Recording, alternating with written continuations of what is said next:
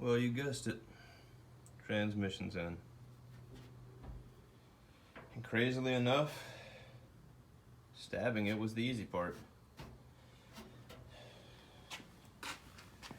Now, I'll knock on Harbor Freight having some cheap junk a bunch. But this thing right here is amazing. If you were installing a transmission with the motor in, you don't have a lift or a fancy jack already, you're doing this stuff on floor jacks or like these little car lifts that I have, this thing is amazing. The strap is, I probably wouldn't use it again. I strapped it down and almost thought I wasted my time. It lifted up. These little wing nut things are allowed to tilt. Well, it's not gonna tilt now because it's lowered. Well, actually, it lifts, so nope, it's not gonna tilt at all because it's lowered all the way. But anyways, once I got it in and stabbed, it didn't even occur to me that this ratchet, well, it's butted up against the tunnel. There's no way to release it. And then, of course, brainstorm hits me. I just pull this bolt and pull the strap on through. I didn't have it tightened down, like cinched. I just had it kind of as a safety mechanism. I don't think it's needed for the T5. The V shape on the bottom fits this V perfectly. But anyways, it took literally, I mean, I had the transmission sitting on this last night and I had it lifted a little bit and it was under the car and ready.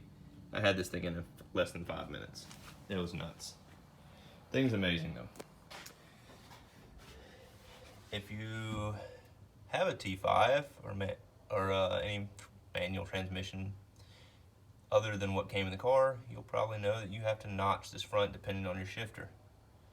This Hurst short throw had to notch the rear and the front a little bit. I don't know if you can make that out in the light, but I had to get the saw out and notch it a little bit to clear those front and back and rear stops, the bolts or whatever. Once I got that notched, it lifted into place beautifully. The biggest pain in the ass was getting this cross member right here in place. I had to drop this loose, had the jack on the transmission hold it up, and I had to burr out this hole up here that mounts on the cross member and the one over there. That one's actually slotted, but it's not slotted enough. And then also, the rubber bushing mount up inside of here has some slide to it, but there's no way to adjust it because the T5 is threaded on that mount to where this bolt right here, which you probably can't freaking see, and I'd get the light, but the stupid ass Harbor Freight light is a piece of shit, and it keeps turning off randomly by itself. The battery's charged. This stupid thing just won't stay on. I'm gonna have to buy a long ass USB cable because there's something to do with the connection to the battery.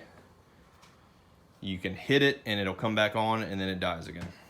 I've mentioned it before in the videos, but the USB, as long as it's plugged in, stays lit. So I'm just gonna get a long ass USB cable and use it as a plugged in light, which kind of negates the purpose of it.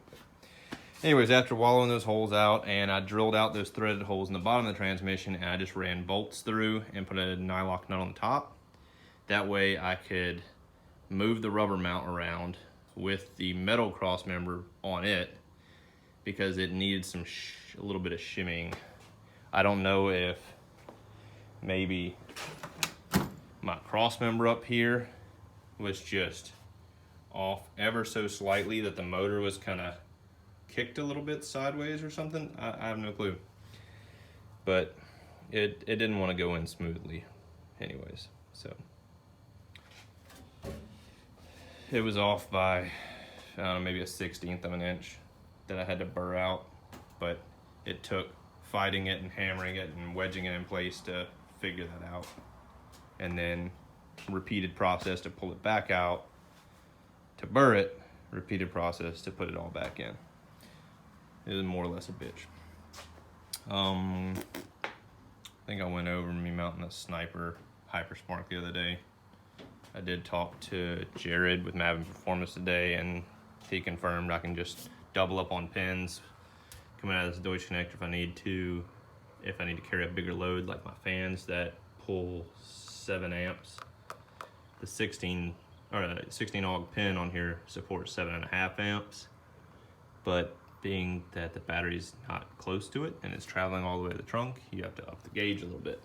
So originally the 16 gauge fan wire gets upped to 14 gauge, which there's no 14 gauge pins, so 12 gauge it is. Either I run using the 12 gauge pins, or I can use 2 16 gauge pins and then splice them, kind of wire them in, and then splice in another 12 gauge on the back of that to go to the fan. Same thing on the back side of the connector. I don't know if you follow all that, but pretty much you're carrying extra load over multiple small wires to equal the higher gauge. Anyways, this is all I'm doing for tonight. It is 9:30 and I've been out here since damn near 6:30, so about 3 hours it took me to get this transmission in and bolted up. And you can see that bare metal spot where my damn belt sander hooked and ran away from me. But that's it for tonight. I'll pick up wiring again sometime later this week. And my fuel line seems to be holding pressure pretty well. Just lost all of maybe 2 psi or something. It was just below 90 before, I think, at this first hash here. So just lost very little, and I don't even know if I have those snug down real tight. So I'm pretty sure it's my hard lines that are screwed up. I'll play with them, try to figure out how to fix the leak on those. But I did order some headers too. I'll throw that out. I just went ahead and Amazon some eBay China Bing Bong special Fox body shorty headers that are supposed to fit this. And what I'll do is I'll just forward face them and hopefully clear it. I've actually seen some people do, which I don't know if I'd like the idea, but they actually, instead of doing the crossover pipe for the single turbo setup, joining the 2 sides together in front, they'll come behind the engine. And I don't know if I like that idea, because it'd pass the exhaust pretty low. It'd have to pass through like right here, right behind the belt housing. I don't know if I like that or not. But if I'm tight for space up front, that's what I'll end up doing. I'll have to order some V-bands to weld on, because it comes with the 2-bolt kind of cone-shaped gasket seal type thing on the header, so I'll have to hack those off, throw some V-bands on it. But I'm sure I'll make a video once I get those bolted up and play around with it.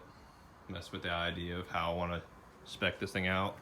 I can't really bolt up anything in the engine bay as far as my coil or power steering reservoir or radiator overflow, etc. I can't bolt any of that shit up until I figure out where the turbo is going to sit, how my exhaust is going to lay out.